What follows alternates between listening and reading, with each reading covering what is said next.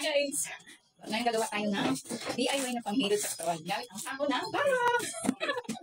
Matagal na kasi ako wala pa gagawa ang panghilod.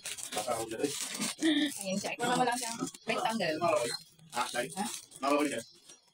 Tapos, patiin natin ang palo. What's up guys? Lima mo. Dahil malaki siya, pupatuloy natin sa gitna. Hirap. Gamit ang kutsilyo.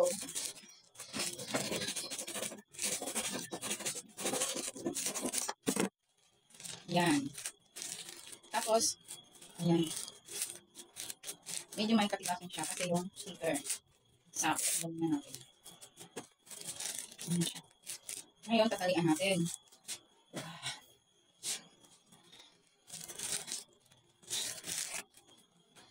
Ngayon ko lang ginawa. Kaya, susubukan natin kung okay ba. Kasi di na talaga, di ako makabili ng panghilod eh. Makalimutan ko din. Yung maliligo ako sa pangalan. Oh, kaya ka. Ayan siya. Okay.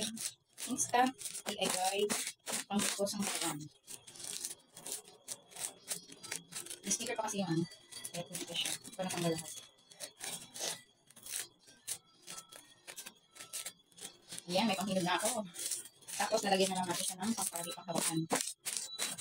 Wait lang ha. Ayan, marami ba? Ito na lang gawin. Ang tali sa buhok. Ayan natin tali. Tapos, dahil sa ako ito ng garlic talaga, medyo matigas siya. Pag kayo gumawa, pili ka na kayo ng, pag may pera kayo, may kayo ng medyo malambot na net. Sige, bago sa mga matigas. Okay. Sarap ito sa mga katawan.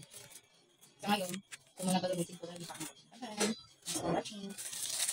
Oh.